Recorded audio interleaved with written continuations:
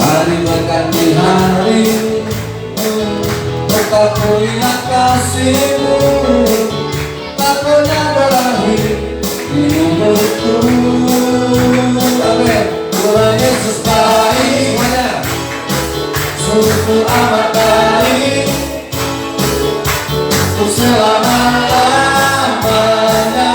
Tuhan Yesus baik, ada berkesudahan, haleluya. Ada berkesudahan, kasih setiamu Tuhan, selalu baru rahmat-Mu bagiku. Yes. Hari berganti hari, tetap kulihat kasih-Mu, tak pernah berakhir di hidupku.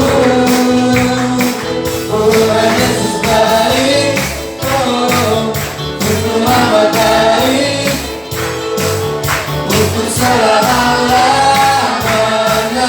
Tuhan Yesus baik, Tuhan Yesus baik, Tuhan Yesus baik, sungguh amat baik, untuk selama-lamanya.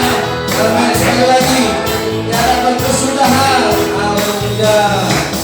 Tiada berkesudahan, kasih setia-Mu Tuhan, selalu baru rahmat-Mu bagiku. Hari berganti hari, tetap kulihat kasih-Mu, tak pernah berakhir di hidupku.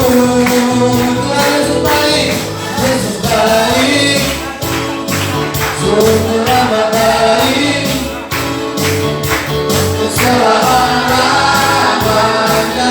Tuhan Yesus baik, Tuhan Yesus baik, sungguh amat baik, untuk selama-lamanya.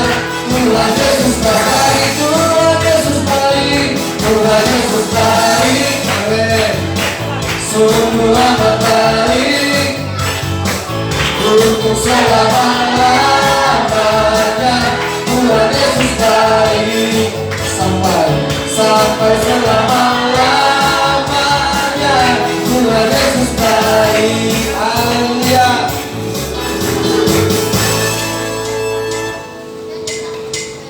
Salam Tuhan, mari kita bersyukur pada pagi hari ini karena kita masih dapat berkumpul beribadah di tempat ini, bukan karena usaha, tapi karena berkat Tuhan sajalah menyatakan kita bahwa kita saat ini ada di tempat ini untuk beribadah dan memuji dan memuliakan Tuhan. Sebelum kita masuk kepada ujian kita, mari kita siapkan hati kita.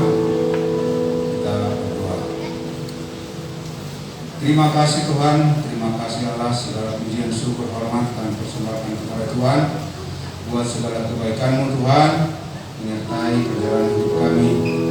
Saat ini Tuhan, anak-anak-Mu berada di tempat ini, datang dari tempat kami yang berbeda-beda, yang jauh.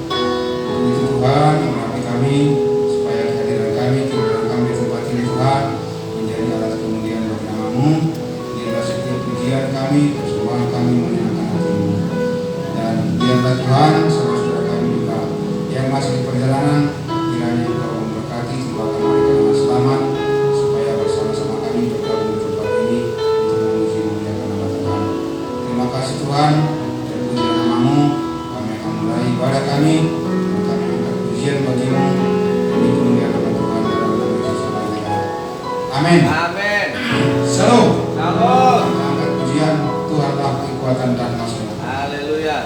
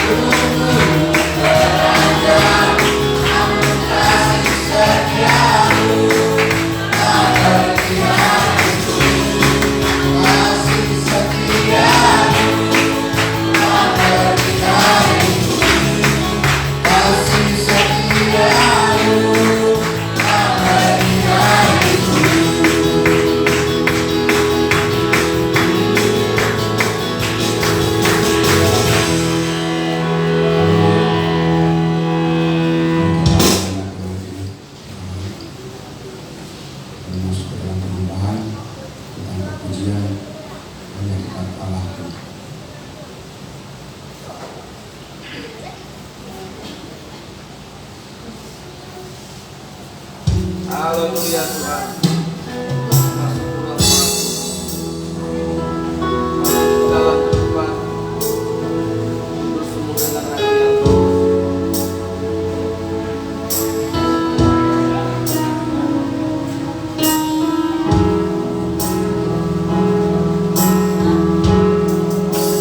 Hanya dekat Allahku, rasa tenang hatiku, Kau sertai jalanku sepanjang hidupku.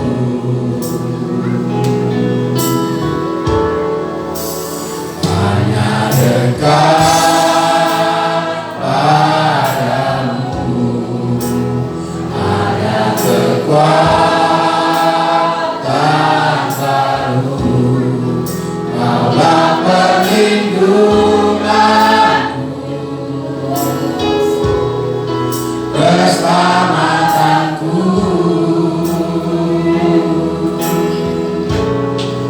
Ku ingin selalu bersekutu denganmu, menikmati hadiratmu.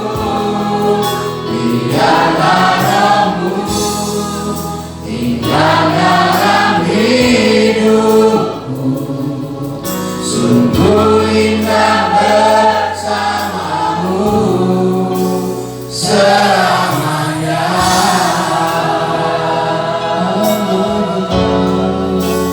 Hanya dekat Allahku, rasa tenang hatiku, Kau sertai jalanku sepanjang hidupmu.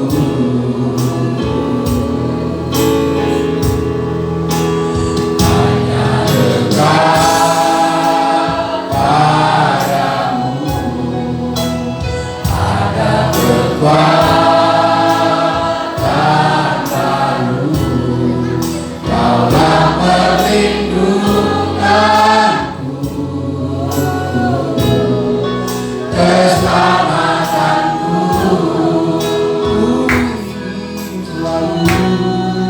Ku ingin selalu bersekutu denganmu, menikmati hadiratmu. Biarlah Rohmu tinggal dalam hidupku, sungguh indah bersamamu selamanya.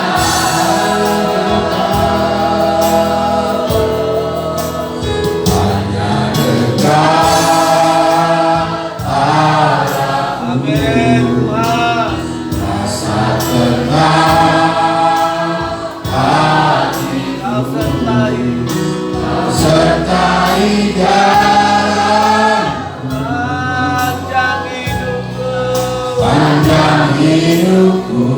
Dekat padamu.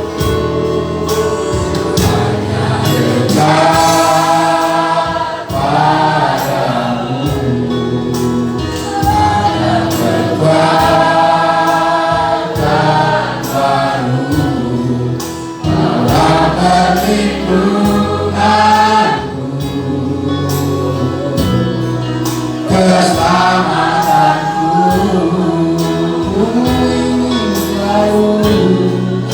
Ku ingin selalu bersekutu denganmu, menikmati hadiratmu.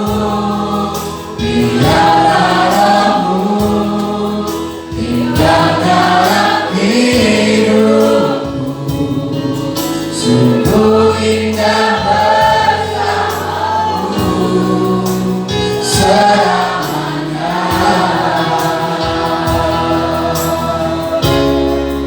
Ku ingin selalu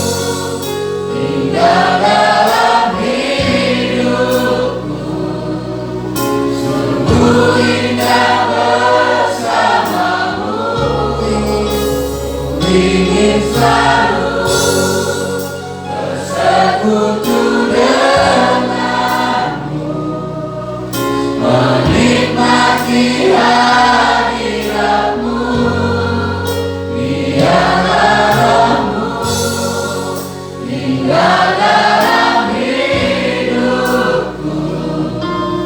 Sungguh indah bersamamu, sungguh indah bersamamu, sungguh indah bersamamu selamanya. Terima kasih Tuhan, sungguh indah bersamamu pada hari ini. Pada pagi hari ini Tuhan kami bersama-sama pada tempat ini. Terima kasih Tuhan, terpujilah namamu, haleluya, amin. Amin. Shalom. Shalom. Kita angkat pujian, hanya dekat Allah saja aku tenang.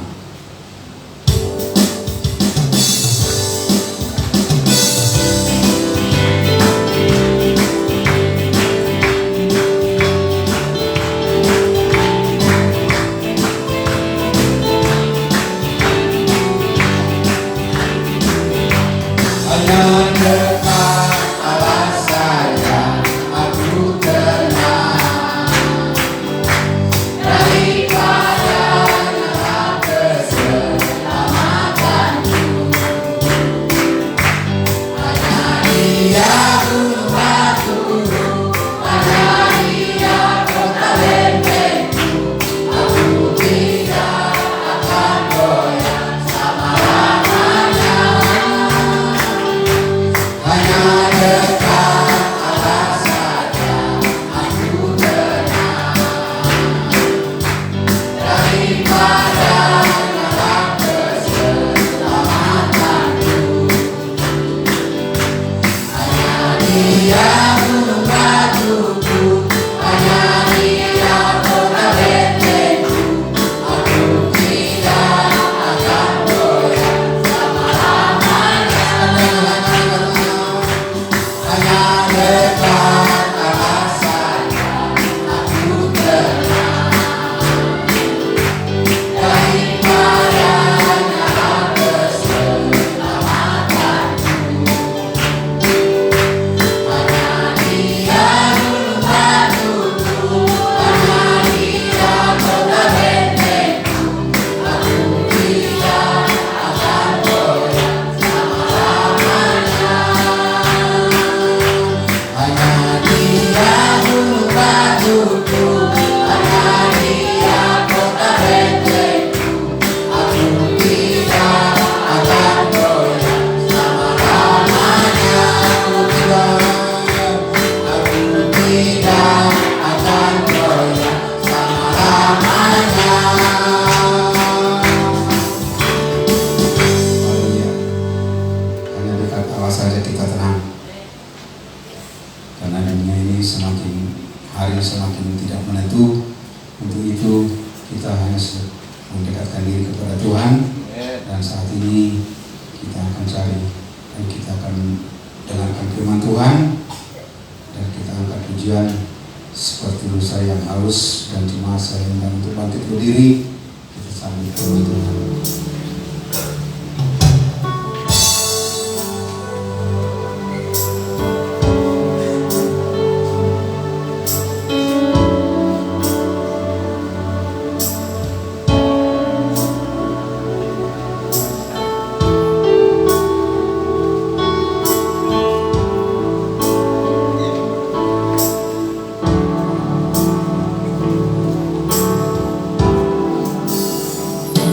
Seperti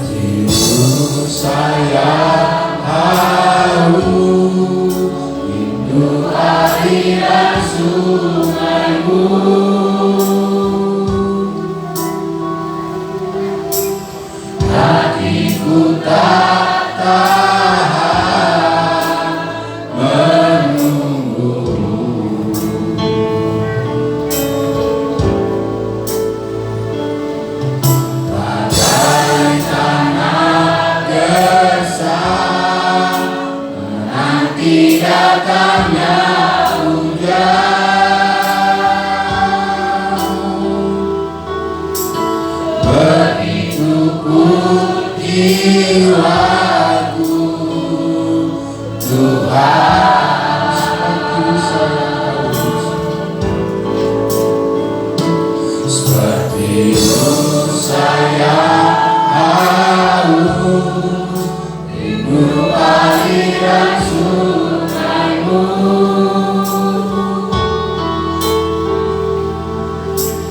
Hatiku tak tahan menunggu-Mu.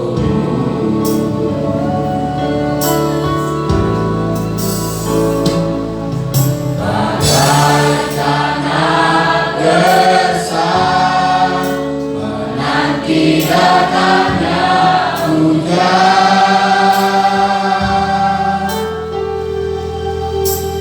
begitu pun jiwaku, Tuhan,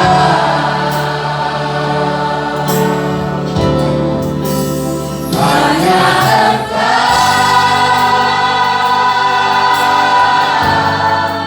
pribadi yang menerangiku, tiada yang tersembunyi bagimu.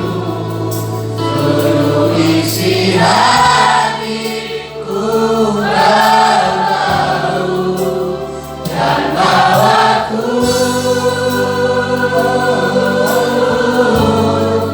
untuk lebih dekat lagi padamu, tinggal dalam indahnya rehat kasih-Mu. Seperti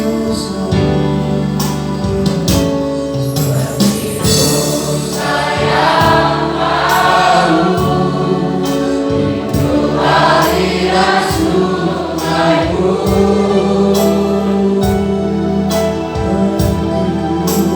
Hatiku tak tahan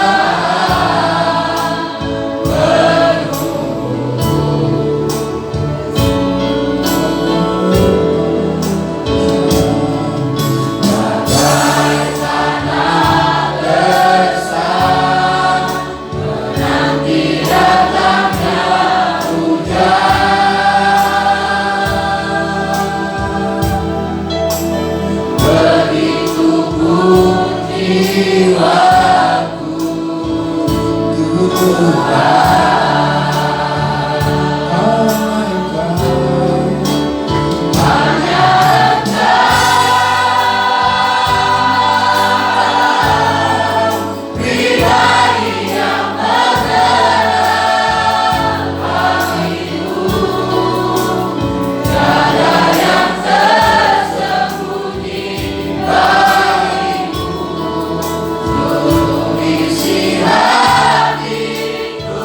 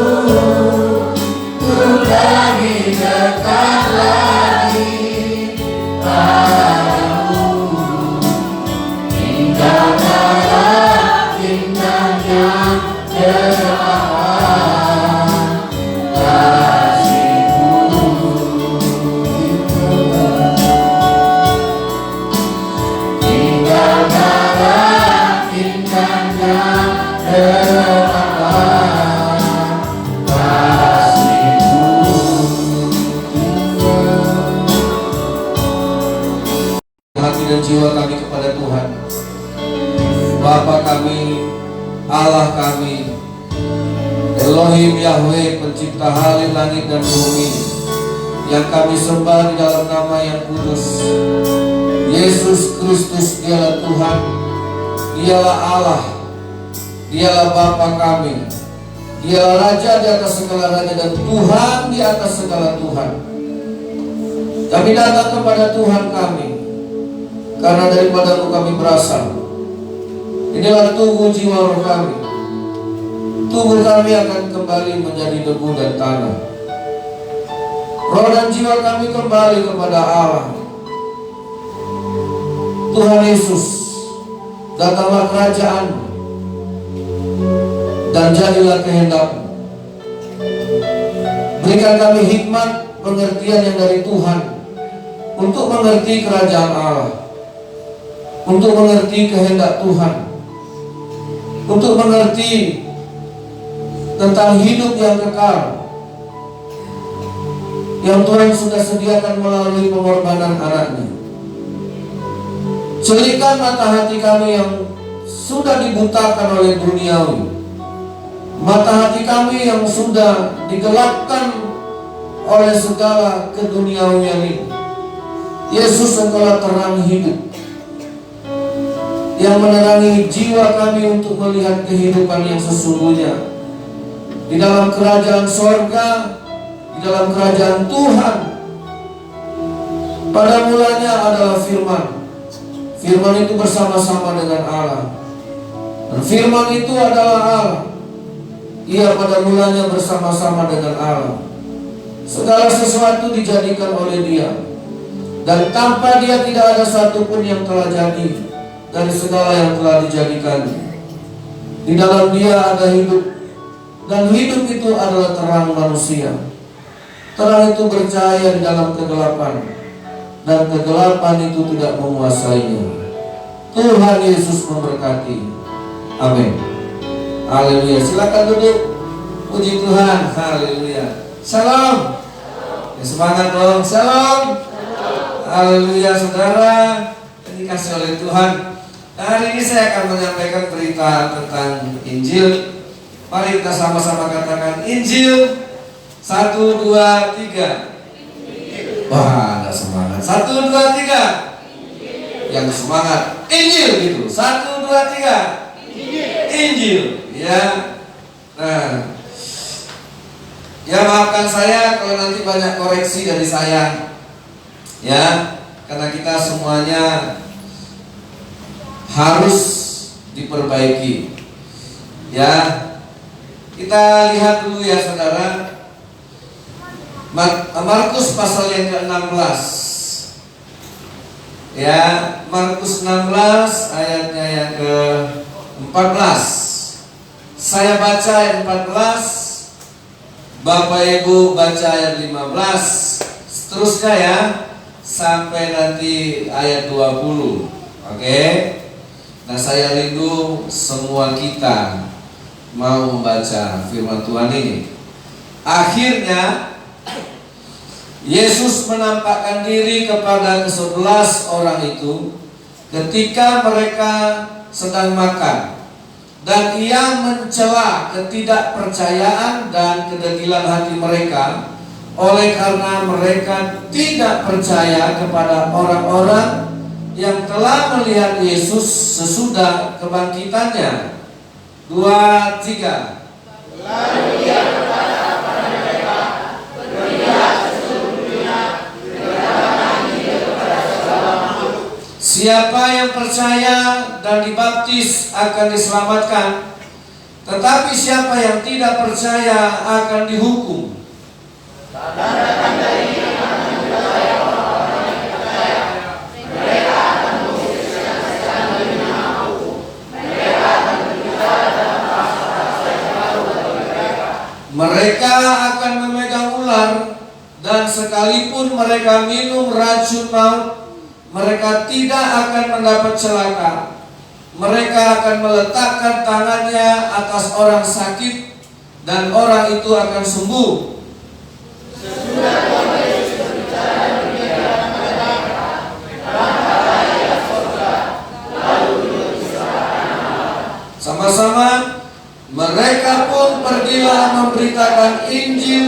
segala penjuru.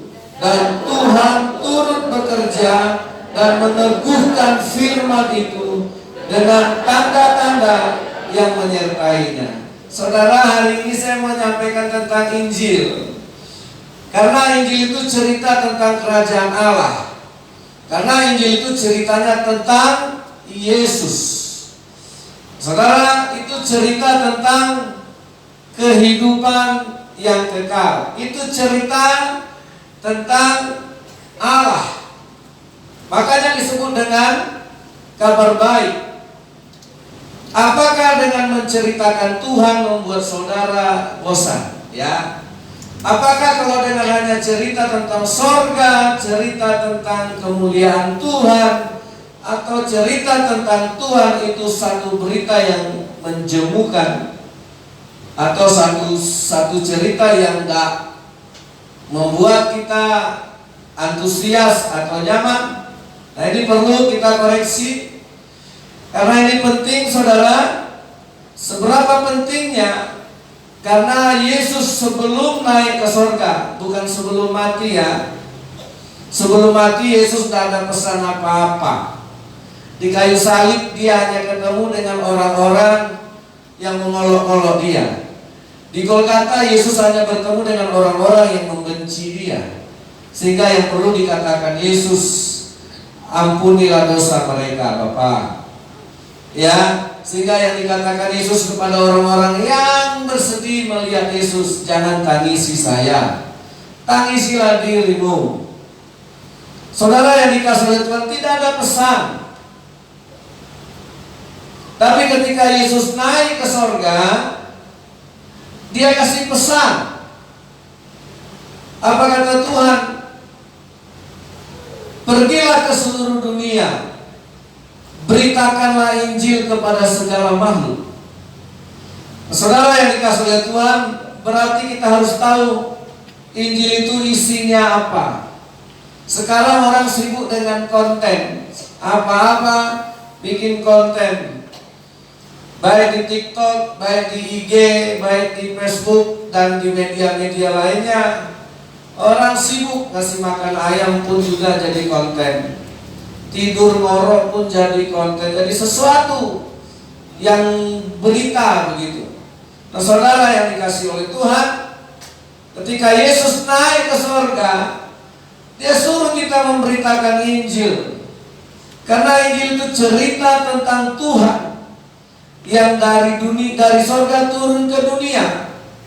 Itu cerita tentang Allah yang dengan segala kebesaran dan kemuliaannya, yang dengan segala kemegahan dan kehebatannya turun ke dunia. Itu berita baiknya. Amin. Itu kabar baik. Nah, saya kasih contoh. Mungkin saudara memposting, anakku sudah dengan lulus cum laude. Artinya selama dia kuliah dia dapat BA, tidak ada C. Itu kabar baik. Menurut manusia, menurut saya itu kabar baik. Ya, mungkin kita cerita, anakku sekarang sudah menjadi direktur utama di perusahaan terkenal. Itu kabar baik. Dia memegang jabatan tertinggi. Wah, bagus anakku ya. Itu kabar baik. Tapi ada yang lebih baik lagi. Anakku yang direktur itu pergi ke panti jompo, terus dia menyuapin makan orang-orang tua yang ditinggalkan anak-anaknya. Mana yang lebih baik? Kalau saudara yang dikasihi oleh Tuhan, kita cerita banyak artis sekarang punya rumah di Taiwan, punya rumah di Singapura, punya rumah di luar negeri. Itu kabar baik, ya. Tapi ada yang lebih baik. Anakku yang punya rumah di Singapura itu, yang kerja di perusahaan Jepang itu, dia menyumbangkan uangnya untuk membantu orang yang kelaparan. Nah, saudara, itu kabar baik. Kalau kita hanya cerita Tuhan itu di sorga, biasa bagi Tuhan. Tapi kalau Tuhan cerita dari sorga, dia turun ke dunia, itu yang kabar baik. Nah, saudara yang dikasih oleh Tuhan, nah seringkali kita hanya bangga dengan euforia, kita sudah mencapai level demi level, dan kita berkata puji Tuhan. Oleh karena anugerah Tuhan, kita bisa meraih impian kita dengan baik dan gemilang. Tapi apakah yang menjadi konten Injil di dalamnya? Ketika engkau sudah berada di puncak kedudukanmu itu, mau turun ke tempat yang paling rendah. Amin. Saudara, ketika kita berada di top-topnya kehidupan kita, nah itulah orang yang tahu Injil. Saudara yang dikasihi oleh Tuhan, ya, ada satu kabar baik tentang jemaat di Makedonia. Ayo, buka dulu 2 Korintus pasal 8. Yang inilah Injil yang dimaksud Tuhan itu.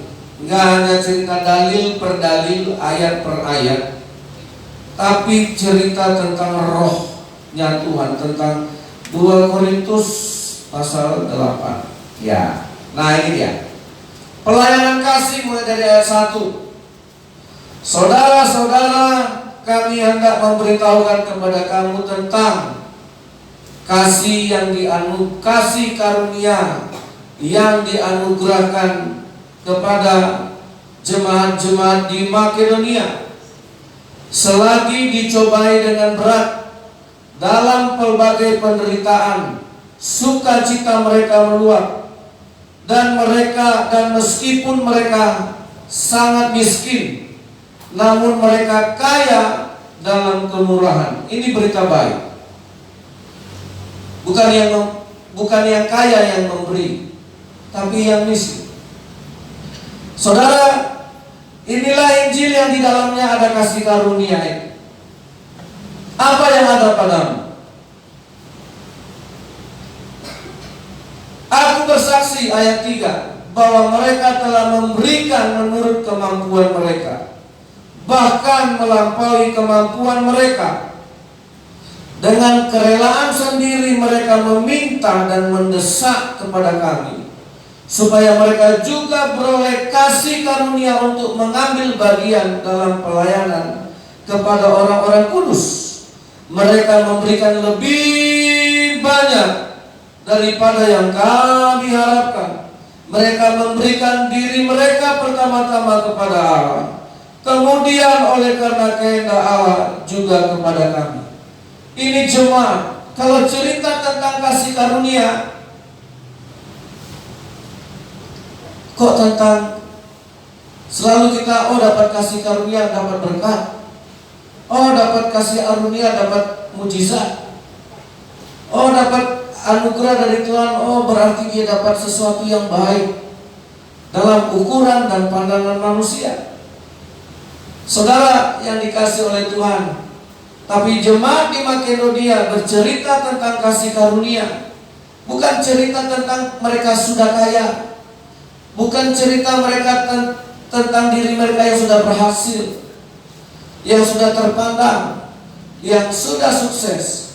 Cerita kasih karunia di dalam kehidupan jemaat di Makedonia adalah cerita tentang Injil, tentang kebaikan Tuhan yang mereka harus berikan dan salurkan kepada dunia ini. Jadi kalau Tuhan menyuruh kita memberitakan Injil, bukan cuap-cuap seperti penyiar radio, tetapi memberitakan kebaikan, membagikan semua anugerah di dalam hidup kita kepada seluruh dunia ini. Ada amin atau enggak? Iya. Nah, saudara, itu makanya Tuhan, pergilah beritakan terus, kita kasar kusuk baca Alkitab, kuasai ayat per ayat. Tapi kita sendiri tidak menunggu tidak memiliki Injil itu. Injil itu apa? Bukan yang miskin jadi kaya, tapi yang miskin ini bisa jadi berkat. Amin. Saudara, apa Injil itu? Oh, bukan cerita yang tadi tidak punya apa-apa sekarang punya apa-apa. Sekarang Injil itu bicara tentang jemaat-jemaat di Makedonia yang mengerti Injil, yang di dalamnya ada anugerah Tuhan, yang di dalamnya ada Allah yang mereka temukan, sehingga mereka gak peduli lagi dunia ini mau mereka punya atau tidak. Mereka gak peduli lagi mengumpulkan harta atau tidak. Yang mereka pikirkan bagaimana mereka bisa menjadi berkat. Itulah kabar baiknya. Amin. Saudara, jadi kalau kita kabar baik, mungkin anak kita lulusan luar negeri kita pajang dengan hebat-hebatnya. Kabar baiknya adalah, oh, anakku yang lulus di luar negeri sekarang pergi dia ke pedalaman. Ngapain? Oh, mengajar anak-anak sana di pedalaman yang tidak pandai membaca. Gajinya berapa? Ya gajinya hanya 30 hari sebulan. Sayang ya, kok sebulan luar negeri mau ngajar di pedalaman. Saudara, kalau anak saudara lulus jadi guru, tentu saudara berharap dia kerja kan, jadi dapat gaji banyak. Kalau saudara pernah mendengar kesaksian tentang Teti Guru Menurun, udah capek-capek kuliah jadi sarjana guru, tentu orang tuanya berharap anak ini bisa kerja, bisa menghasilkan. Nggak taunya ini anak pergi ke pedalaman, anak suku anak dalam di perbatasan Riau Jambi. Ngapain di situ anak gurumu itu? Kenapa nggak ngajar? Kenapa nggak cari kerja yang baik, yang dapat gaji? Dia kan sudah sarjana. Dia membuang dirinya, pergi dia ke pedalaman, diajarnya anak-anak yang nggak tahu membaca itu. Itu kabar baik atau enggak? Jadi kebanggaan nggak kalau mamanya cerita di arisan? Oh, anakku udah lulus, dia sekarang kerja di Pertamina, gajinya 10 juta. Oh, anakku kemarin yang kuliah udah lulus, sekarang dipanggil di Singapura. Wah, bangga itu kalau cerita. Datanglah Bapak Simanurun ini, guruku, perginya dia ke pedalaman, tinggalnya jadi pondok-pondok. Terus yang diajarnya anak-anak di sana, nggak ada pun gajinya, nggak asik, nggak membanggakan. Tapi saudara tahu, itulah kabar baik. Amin. Nah, siapa yang nggak bangga Yesus dari surga turun ke dunia, dia nggak ngerti Injil. Kalau Tuhan, kalau dari surga ke dunia itu biasa. Itu bagi Tuhan nggak susah. Yang susah itu dari surga turun. Mana yang lebih susah? Dari dunia ke surga atau dari surga turun ke dunia? Kebanyakan kita sudah menjadi besar lupa kacang sama kulit. Itulah itu. Nah, saudara yang dikasih oleh Tuhan, itulah nafas, itulah nyawa dari Injil itu. Ada berapa banyak orang yang sudah begitu gengsi. Ya, seorang dokter yang sedang magang di Papua, saya lupa tahun berapa, ini dokter Chinese, anak orang kaya. Dia hanya ingin menghabiskan waktu PTT-nya di Papua. Di saat-saat terakhir dia mau menghabiskan tugasnya, masa tugasnya. Dia lihatlah habis bikin kebaktian BA anak-anak gitu, sambil dia ngajarin sekolah minggu di rumah. Begitu bubar dari kumpulan, salah seorang anak mencedok genangan air yang ada di rumah, di depan rumahnya dan diminum. Dilihatlah sama dokter ini. Anak tadi sambil pulang ada genangan air, dicedoknya dengan tangannya, diminumnya dengan biasa dia. Terlihat sama dia. Mungkin sudah sering, tapi baru kali itu dilihatnya dan nampak sama dia. Begitu dilihatnya jatuh hati. Kenapa dia? Bodoh kalian. Saudara, dia memutuskan tidak pulang ke Jakarta. Dia kasih tahu sama keluarganya, aku mau tetap di sini. Karena masih ada anak yang meminum air yang tergenang begitu kotornya untuk diminum, dan biasa saja. Siapa yang mau menyadarkan dia bahwa itu kotor? Sehingga dia memutuskan untuk tetap tinggal di sini. Dan dia melayani, tidak jadi dokter. Dokter jadi sampingan, tapi jadi hamba Tuhan. Kalau orang tua mendengar cerita ini bangga atau tidak bangga? Pulanglah kau ke Jakarta. Di rumah Jakarta banyak rumah sakit. Kau bisa gaji besar, bisa kau beli mobil, bisa kau beli rumah, bisa kau nanti dapat suami yang hebat. Di Papua dapat kau lah nanti suami yang pakai hipoteka. Di mana logikanya? Apakah itu menjadi satu kabar buruk? Bagi orang-orang dunia itu menjadi berita buruk. Saudara, kalau anak saudara pulang dari sekolah dia lapor, "Ma, apa uang jajanku tadi ku kasih semuanya sama teman." Itu kabar baik atau tidak baik? Iya nak, iya. Besok dia pulang lagi, "Ma, tadi kasih uangku sama temanku, Ma."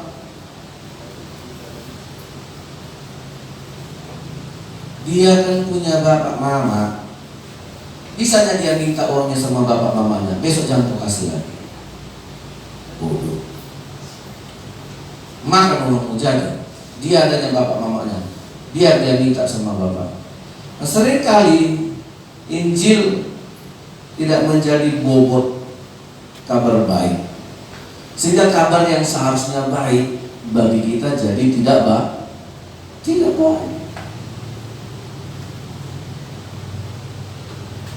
Saya aja terenyuh, masa kita kalah. Jadi Enes itu kan saya kasih jajan, tapi karena dia mau tabung uangnya untuk mau belikan antik, Enes mau tabung lah untuk beli kado papa ulang tahun. Jadi tidak dibawanya uangnya ke sekolah. Jadi Jumat kemarin gurunya di kelas absen. Sambil absen minta, siapa yang ngasih uang Pak? Satu-satu dipanggil, tiba sama Enes. Enes nggak bawa duit Bu. Yang nggak bawa duit. Jadi Enes nggak kasih Pak. Enes bilang nggak bawa duit. Nah karena dia nggak bawa duit, didengar sama temannya. Temannya ini Yusuf. Selesai sekolah, dia datangi Enes. Oh nggak bawa duit ya? Iya. Dikasihlah Enes 2.000. Enes nggak mau, Pak. Enes nggak tolak, tapi dikasih terus. Jadi gimana nak? Kau terima? Iya. Terus kau apa yang ku belanjakan 1.000? Masih sisa 1.000 lagi. Mau ku tahu. Nah, besok Sabtu sekolah lagi. Ya kan? Pulang sekolah dipanggil sama si Yusuf ini lagi. Mau dikasih duit anakku ini. Enes pulang cepat-cepat Pak. Kenapa? Karena dia udah sampai di rumah. Selamat pagi Pak. Loh, kok cepat Pak? Iya. Nanti dikasih duit lagi aku sama si Yusuf itu. Jadi supaya jadi kasih jumpa lagi sama temannya dari kelas, langsung lari dia pulang. Dia tak mau dikasih terus. Ya. Nah orang dunia ada yang begitu. Jadi saya bilang, apa yang kau tabur itu juga ada yang kau tuai. Nah saudara, cobalah Yusuf itu cerita, "Ma, tiap hari aku kasih uangku sama temanku." Itulah kabar baik. Saudara, jadi kalau kita sudah percaya Injil, seharusnya tahu mana kabar yang paling baik. Amin. Halo? Amin. Ya.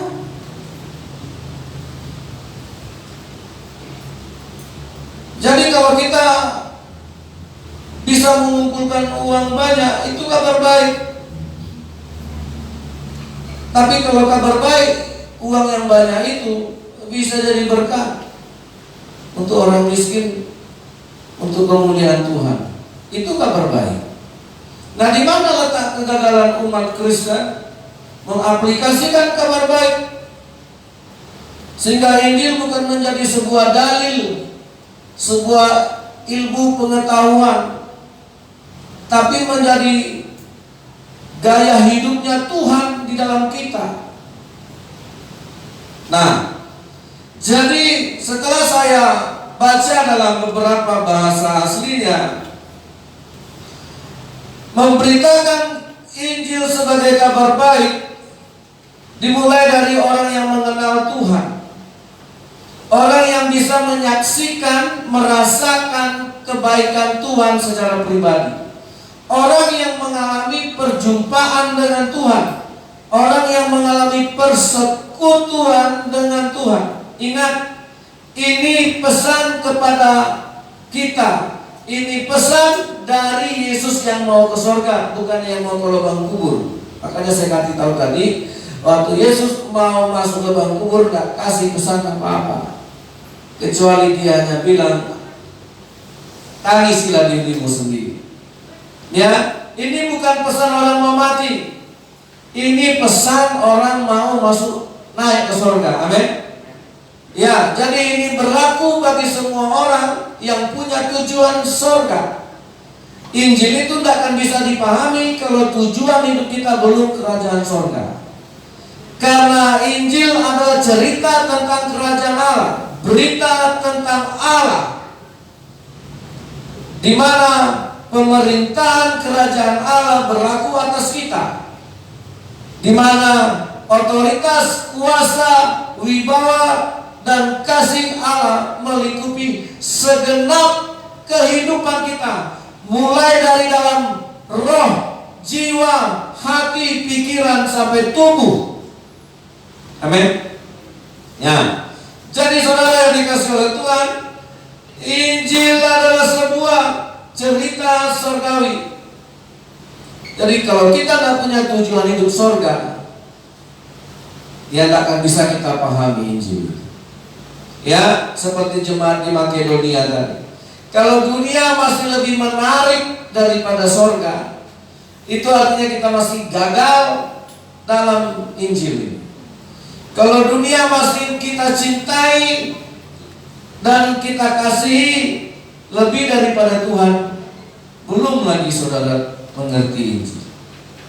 Itu makanya dikatakan Tuhan, tanda-tanda ini akan menyertai orang-orang yang percaya. Ada tanda, ada ciri-ciri. Dikatakan Tuhan tadi, engkau akan menumpangkan tangan atas orang sakit, orang itu akan sembuh. Engkau akan minum racun, itu tidak akan membunuhmu. Engkau akan dipantul ular, engkau tidak akan mati. Kau akan mengusir setan demi namaku. Tapi Injil itu saudara menjadikan satu kuasa dalam kehidupan kita, satu otoritas dan wibawa. Nah, saya kasih contoh saudara, ya, karena ini cerita tentang Yesus yang meninggalkan pesan ketika dia masuk surga. Jadi supaya lebih pahamnya, saudara, waktu Musa sebelum mati, udah mau dekat tanah Kanaan, matilah Musa.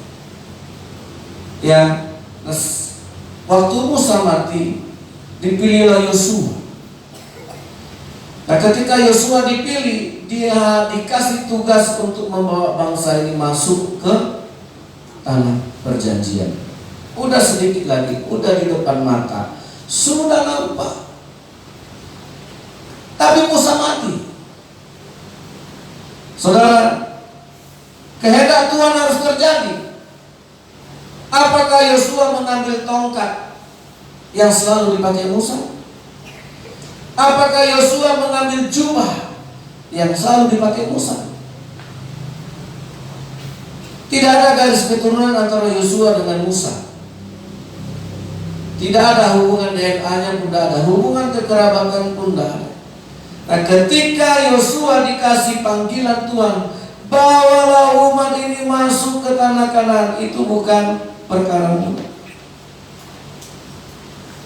Itulah sama dengan kita hari ini. Yesus naik ke surga, Dia tinggalkan Injil menjadi kabar baik bagi kita supaya kita masuk ke surga. Nah, ketika Musa mati, yang diambil Yosua apa?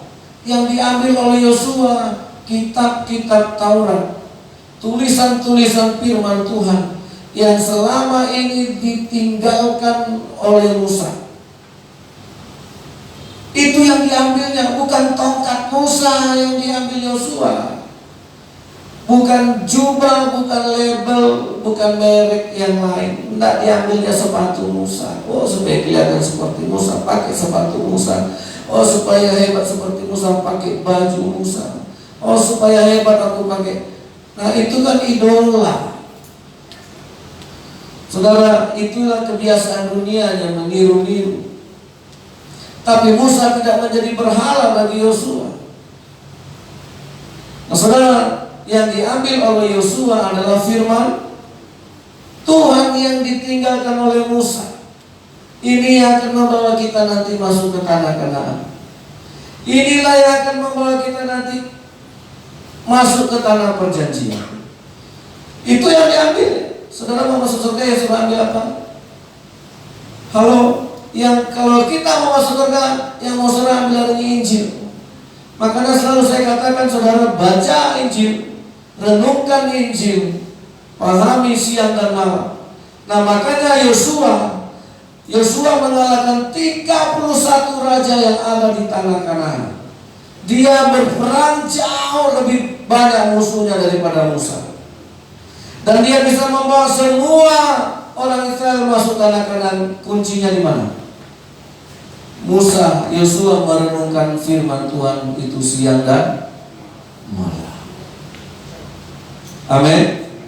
Merenungkan firman Tuhan siang dan malam. Nah, ini artinya, saudara, maka Injil adalah satu berita yang harus benar-benar masuk ke dalam hidup kita.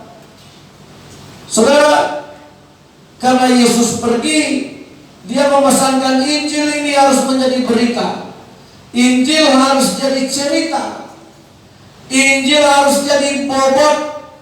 Nilai hidup Tuhan harus ada di dalam kita. Itu maksudnya Injil. Saudara, kalau mau masuk surga nih ya, karena tidak ada paksaan, bisa memilih tidak masuk, bisa pilih mau masuk. Up to you. Tapi Yesus sudah bayar semuanya. Tinggal kita mau atau tidak. Amin. Iya. Nah, saudara, diambillah sama Yosua, direnungkanlah itu siang dan malam. Itu makanya kata Musa, ajarkanlah firman Tuhan ini berulang-ulang. Kata Musa, ajarkanlah kepada anak-anakmu, tulislah di dalam hatinya, tulislah di dalam jiwanya, tulislah di pergelangan tangannya, tulislah itu di dahinya, tulislah itu di tiang-tiang rumahmu, tulislah firman itu di dinding-dinding rumahmu, tulislah itu di pintu rumahmu, tulislah firman Allah itu di pintu gerbang rumahmu. Ajarkanlah firman Allah itu ketika engkau sedang berbaring. Ajarkanlah firman Allah itu, ceritakanlah ketika engkau sedang berjalan. Ajarkanlah firman Allah itu ketika engkau sedang makan, ketika engkau sedang duduk, ketika engkau sedang berdiri. Saudara tahu maksudnya apa? Nah, kenapa Tuhan suruh Musa mengajarkan firman Allah itu berulang-ulang? Nah, di dalam bahasa Ibrani-nya itu dikatakan saunan, sana. Ya, diligently dalam bahasa Inggris kontemporer. Tapi dalam bahasa Inggris kuno disebut to wait. Jadi maksud mengajarkan firman Allah berulang-ulang, nggak cukup sekali, harus terus menerus. Itu disebut mengasah. Saudara punya parang yang akrab dengan sekarang kita ini mungkin dulus. Pernah sekali asah selesai. Siapa yang ibu-ibu mengasah pisau, seret, tajam, atau dibalik lagi matanya, seret, habis itu langsung dipakai motong kerbau, motong bawang aja nggak bisa. Jadi mengasah itu berapa kali? Nggak pernah ada orang menghitungnya berapa kali dia mengasah. Dia asah, dia belum tajam, asah lagi, pegang belum tajam, asah lagi, pegang belum tajam, asah lagi. Coba cek leher, tajam juga. Halo, merenungkan firman Allah itu kita sedang mengasah hidup kita sampai tajam, bukan sampai ngantuk. Bacalah firman Allah sampai ngantuk, sampai hidup kita dipertajam. Amin. Jadi kalau kita merenungkan firman Allah berulang-ulang, itu maksudnya sampai tajam. Untuk apa tajam? Untuk bisa dipakai. Amin. Nah, kebanyakan kita jujur dengan firman kita tumpul kok. Yang penting di hati aja. Majalnya kita tumpul, nggak tajam. Tapi coba harta dunia kita dirampas orang, tajam kita. Mulut pun tajam, mata pun tajam. Iya. Coba lihat orang yang saudara singgung sakiti, tajam gak? Seandainya asal di gereja tajam-tajam semua matanya, mau apa? Kau teroris ya? Mau gak jadi orang seperti itu. Iya, matanya mata. Nah, tapi di Injil kita seringkali gak tajam. Nah, kenapa Musa mengambil waktu? Ya, saudara, seperti seorang yang sedang mengasah pisau, dia ambil waktu, dia ambil kesempatan, dia gosok-gosok sampai tajam, dia belum berhenti.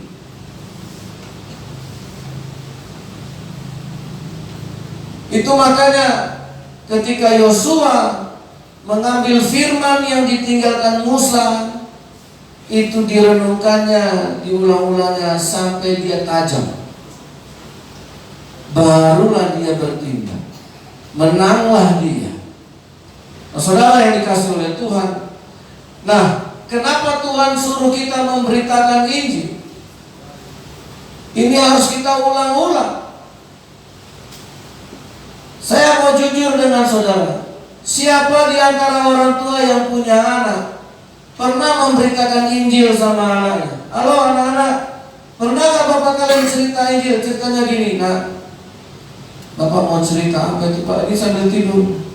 Kau tahu Tuhan itu sebenarnya dia bisa saja di surga, tapi dia mau turun ke dunia.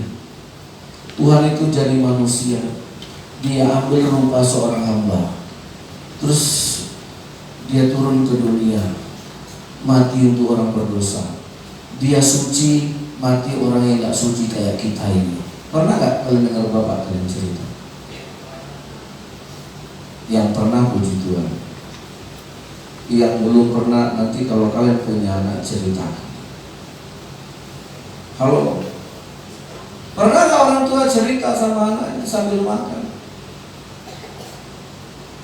Cerita tentang Tuhan yang turun dari surga datang ke dunia.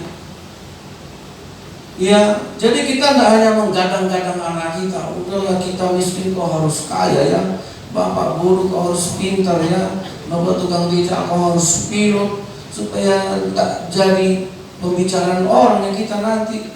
Ya, kalau kau nanti gajimu banyak, kasih kirim ke bapak, bangun rumah bapak yang bagus, supaya nggak sembarangan orang melihat rumah kita lagi. Kalau berpesta, kalau rumah kita udah besar kan. Nah, semua orang hebat jalannya itu, di mananya kerja, berapanya gaji anaknya. Oh, anakku sekarang sudah jadi raja kapal, 5 kapalnya tenggelam semua.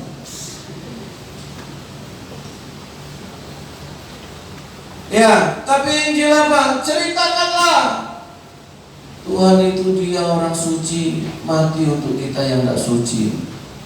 Sebenarnya kita ini yang disalib, tapi Yesus itu yang disalib. Pernah nggak kita cerita? Kalau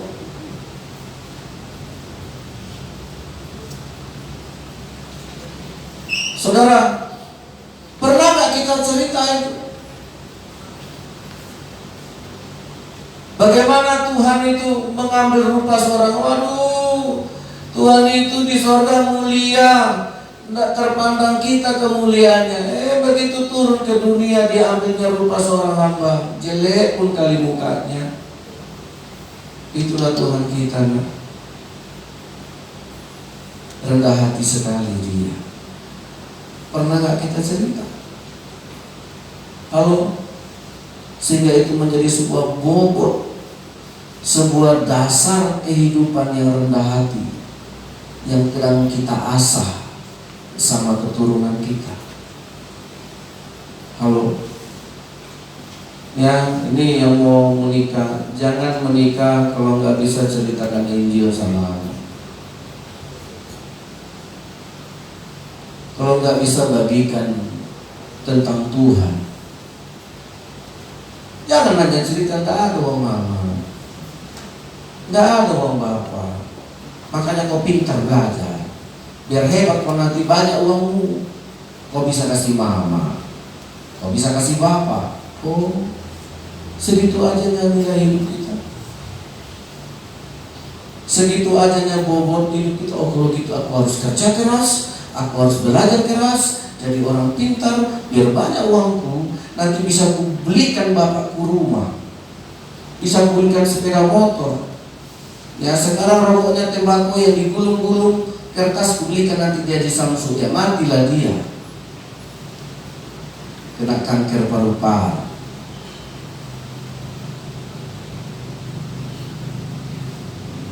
Gimana Injil? Saudara sudah paham gak Injil sebenarnya? Ya, sudah gak kita diasah berkali-kali sampai tajam berulang-ulang. Ya, coba lihat Yesaya 50 ayat 4. Nah, kita baca Yesaya 50 ayat 4.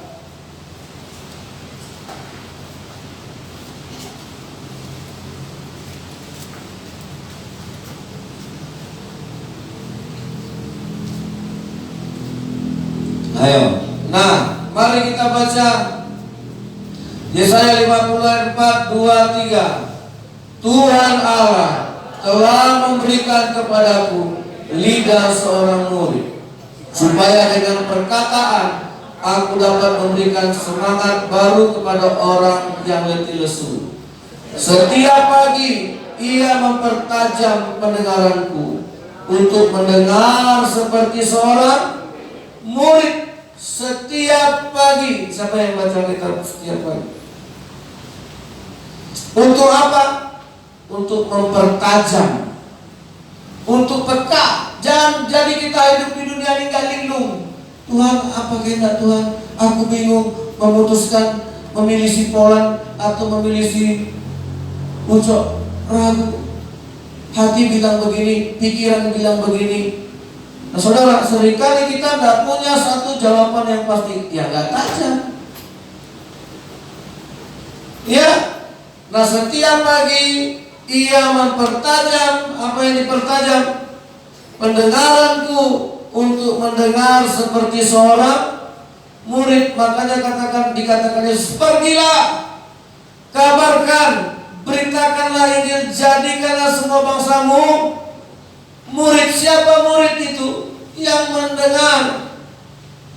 Dia tajam. Alai mulai hepek tajam. Apa-apa? Ya kalau cerita duit, bangun. Ya, udah tercium bau makanan, tidur pun bangun. Ayo bangun-bangun ke gereja kita. Gak dengar.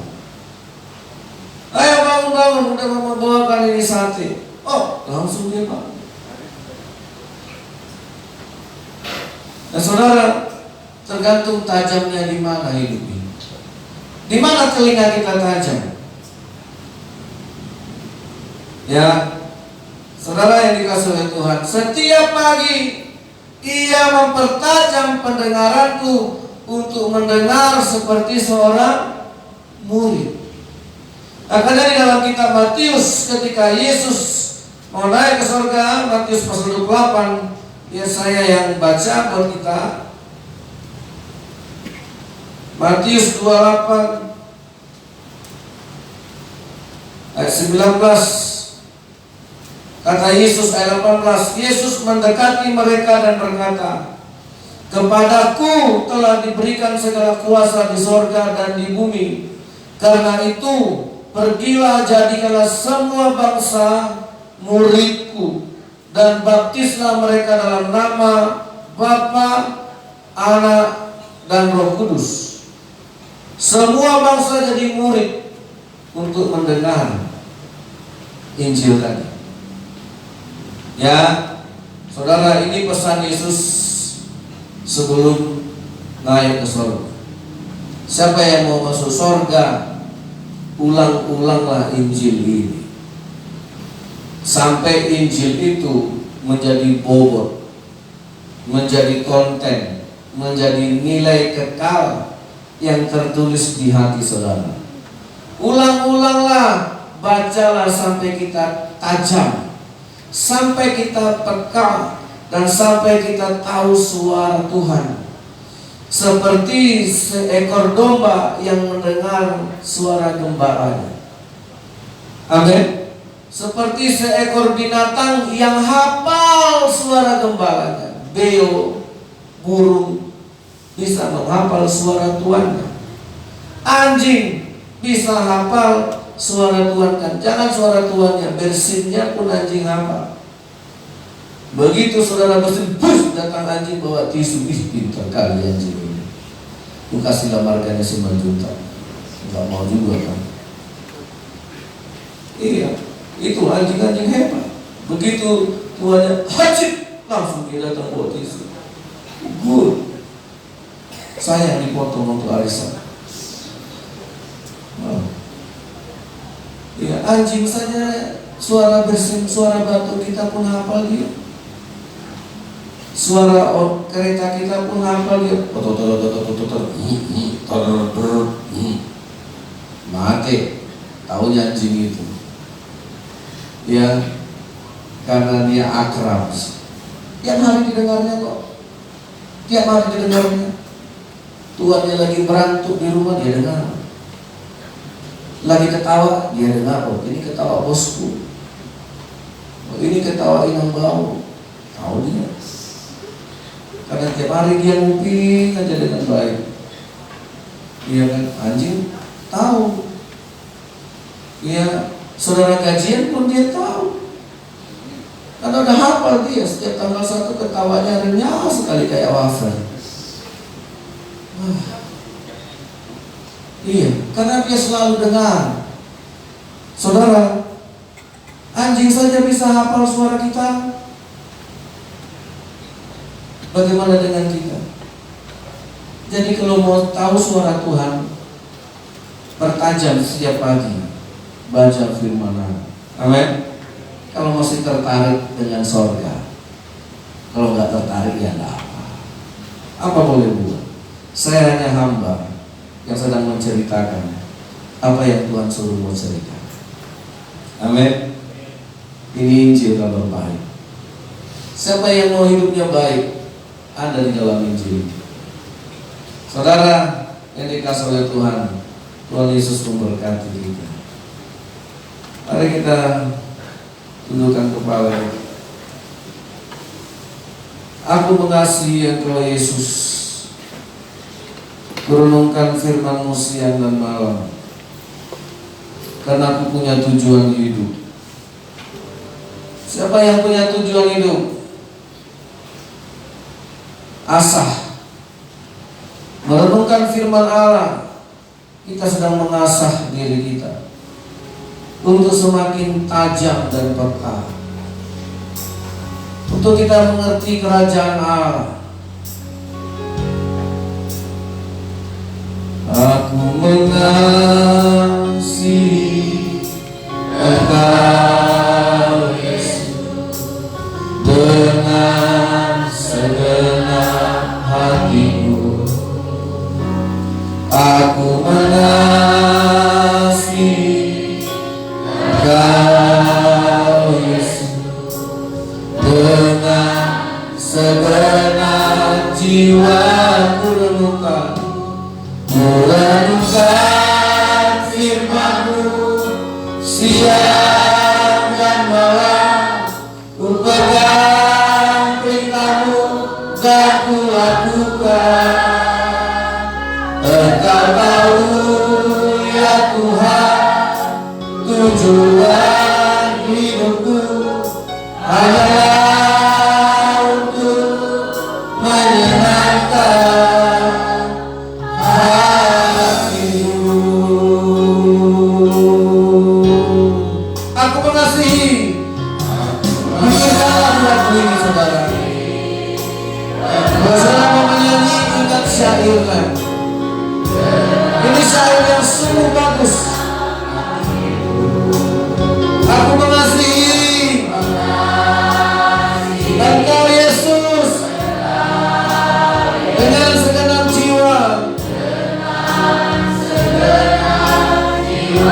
Kurenungkan firman-Mu, kurenungkan firman-Mu siang dan malam. Angkat suara-Mu, saudara. Biar Injil menjadi kabar terbaik dalam hidup kita. Biar Injil menjadi bobot ilahi yang harus kita masukkan berulang-ulang sampai telinga kita tajam mendengarnya.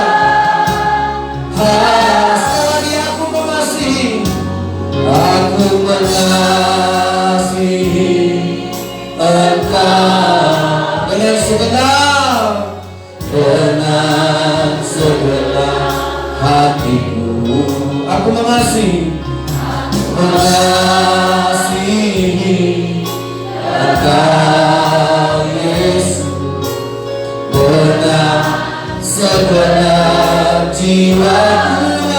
Renungkan firman-Mu siang dan malam, ku pegang perintah-Mu dan ku lakukan. Engkau tahu ya Tuhan, tujuan hidupku hanyalah untuk menyenangkan hati. Ku renungkan firman-Mu siang dan malam, ku pegang perintah-Mu dan ku lakukan. Tahu tujuan hidup kita adalah kerajaan surga. Amin. Hanyalah untuk menyenangkan, ku renungkan siang dan malam Tuhan. Pertajam telinga kami untuk mendengar suara-Mu. Injil adalah kabar terbaik bagi kami. Tuhan, Kau tahu ya Tuhan, tujuan hidupku hanyalah untuk menyenangkan hati-Mu. Menyenangkan, haleluya. Tujuan hidupku pastikan bukan dunia. Inilah yang ku renungkan.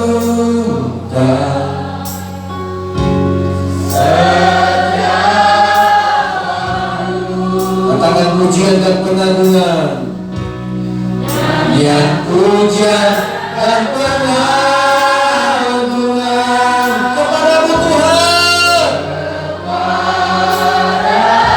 Biarlah manis kau dengar, biarlah manis dengarlah Tuhan. Ini nyanyian hati kami. Manis kau dengar Tuhan, dan hatiku bersuka. Kasih saudara, arahkan hati kita kepada Tuhan. Inilah yang ku renungkan, inilah yang ku renungkan.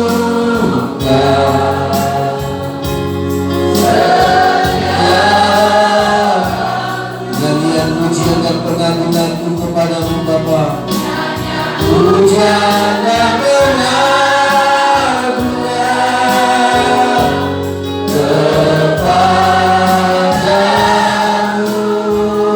Biarlah manis kau dengar, biarlah manis kau dengar Tuhan. Manis kau dengar, dengar Tuhan.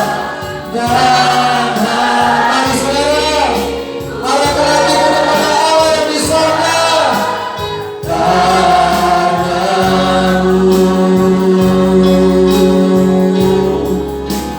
Dan hatiku bersuka, dan hatiku bersuka karenamu. Haleluya. Renungkan firman-Mu siang dan malam, ku pegang dan ku lakukan. Ambil keputusan hari ini. Kau tahu tujuan hidupku hanyalah untuk menyenangkan hati-Mu Tuhan.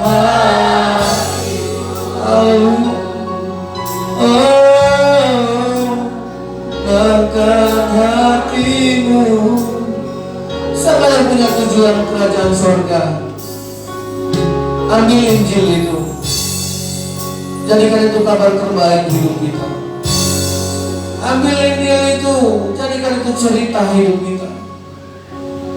Karena itu mahal datangnya dari sorga turun ke dunia. Yesus harus mengubah, Allah harus berubah jadi manusia, baru Injil itu ada. Luar biasa saudara. Allah itu harus mengambil rupa wajah seorang budak hamba paling hina, baru Injil itu ada. Itu kabar baiknya. Jangan kita hanya tahu cerita tentang kekayaan kita, jangan kita hanya pandai cerita tentang keberhasilan kita, jangan kita hanya pandai cerita tentang nilai-nilai pelajaran yang hebat-hebat itu. Nggak ada gunanya itu kalau kau tidak pernah cerita bahwa kau jadi seorang hamba. Tidak ada gunanya itu. Yang berguna itu seorang direktur pergi ke rumah orang miskin, terus dia suapin orang miskin itu makan. Itu baru Injil. Kalau saudara cerita, oh gajiku 20 juta, aku bisa beli tas yang mahal. It's not Injil. Itu bukan Injil. Jangan pula saudara cerita itu anugerah, kampungan. Itu bukan anugerah. Oh, aku dapat kerja di perusahaan Jepang, aku bisa naik pesawat di kelas bisnis, dan aku bisa belikan oleh-oleh bapakku, jam tangan Rolex. It's not Injil. Tapi ketika engkau menjadi direktur besar, Engkau pergi ke sebuah gereja kecil. Engkau hanya melayani sebagai penerima tamu jemaat. Seorang direktur besar yang di kantornya dia dihormati. Tetapi begitu sampai di gereja, diambilnya kain pel, dipelnya gereja karena kotor. Itu Injil, itu kabar baik. Haleluya. Jangan engkau hanya bercita-cita, nanti aku kaya dan punya gaji 50 juta. Ketika saudara mau beli sepatu 20 juta, saudara ingat ada banyak orang yang gak makan. Tak jadilah aku beli tas sepatu 20 juta itu, biar aku belikan 500 ribu. Yang 19 juta 500 nya biar aku kasih janda-janda miskin. Itu kabar baik. Itu baru Injil yang saudara beritakan. Kalau saudara nanti tidur dengan anak saudara, saudara makan dengan keluarga saudara, ceritakan Tuhan yang hebat itu. Dia turun ke dunia yang hina ini. Tidak pantas sebenarnya Tuhan itu turun ke dunia ini, karena sudah jorok dan penuh dosa. Tapi dia turun juga demi menyelamatkan kita. Itu kabar baik. Ajar anak kita, kalau kau nanti jadi orang besar, anak, pergilah kau, tungguilah orang-orang susah itu, kasih mereka makan. Pergilah kau, jangan hanya melayani di gereja-gereja yang besar. Cari gereja-gereja yang mau roboh, kau bangunlah itu. Kita sudah kehilangan Injil, karena yang kita ceritakan hanya ambisi, yang kita ceritakan hanya cita-cita besar. Kita tidak pernah cerita Tuhan dari surga turun ke dunia, Tuhan yang mulia dari orang hina, Tuhan yang tidak berdosa mati menggantikan orang yang berdosa. Itulah cerita. Terima kasih Tuhan. Tidak ada yang seperti karya terbesar dalam hidupku, pengorbananmu yang selamatkanku. Engkaulah harta yang tak ternilai yang ku miliki dan ku hargai. Yesus, Engkau ku kagumi, karya terbesar dalam hidupku, pengorbananmu yang selamatkanku. Harta yang tak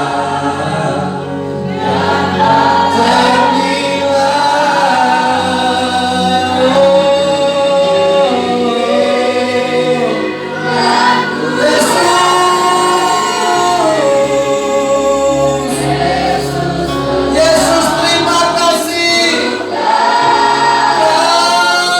Karya terbesar. Terima kasih Tuhan.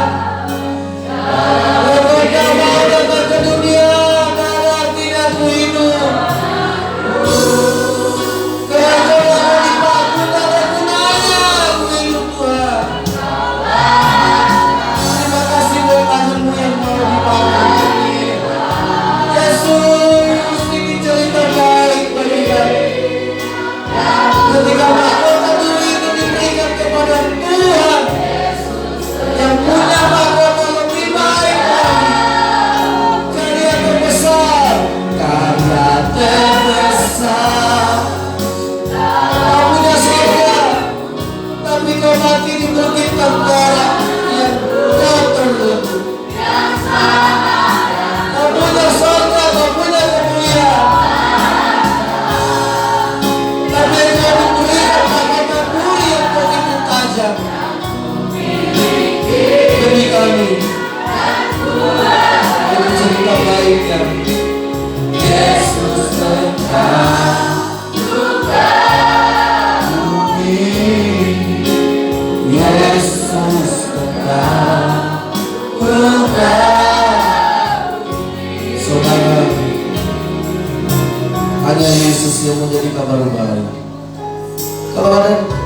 kesombongan di kita bertobat.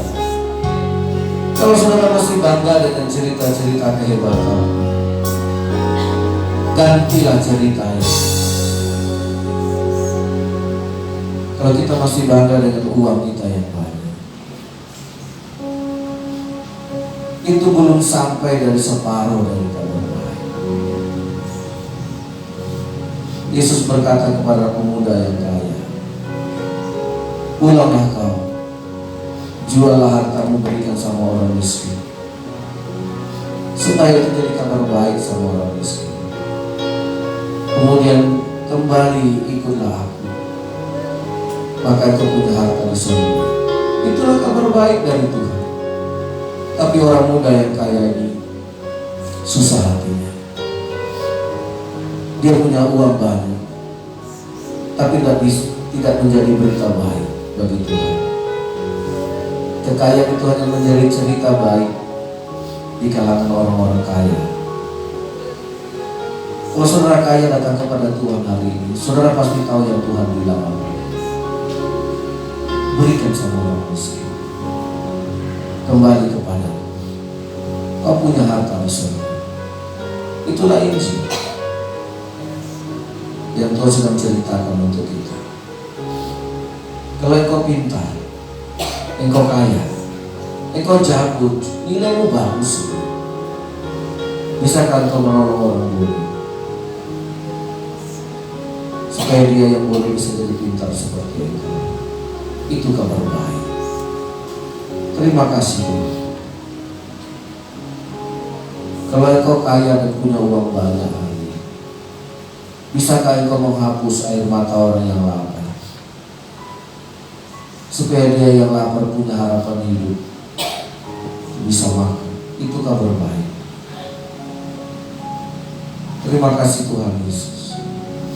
Biar Injil ini menjadi cerita hidup kami, yang kami juga bisa ceritakan kepada anak-anak kami, kepada cucu-cucu kami, supaya dia tahu bahwa kabar yang terbaik dari Tuhan, dari surga dia datang ke dunia. Bahwa cerita yang terbaik dari Tuhan bukan begitu hebatnya Tuhan menciptakan langit dan bumi. Bahwa cerita baik dari Tuhan bukan hebatnya Tuhan membangkitkan orang mati hidup kembali, tapi hebatnya Tuhan itu dia benar mati untuk orang yang tidak benar. Disitulah hebatnya Tuhan. Dia orang suci mati untuk orang yang tidak suci. Disitulah kabar baik. Itulah cerita hidup kita.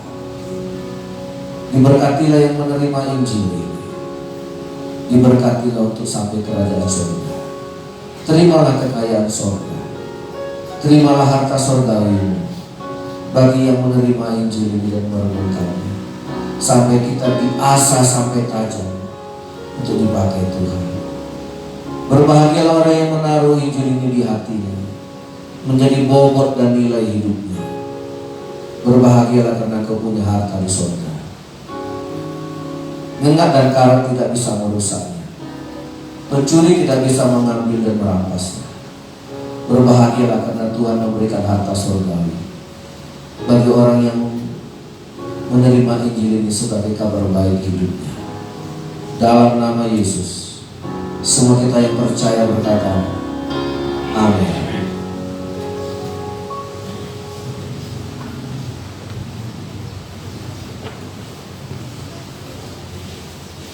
Baik, kita akan memberikan korban persembahan kita sebelumnya kita amalkan doa.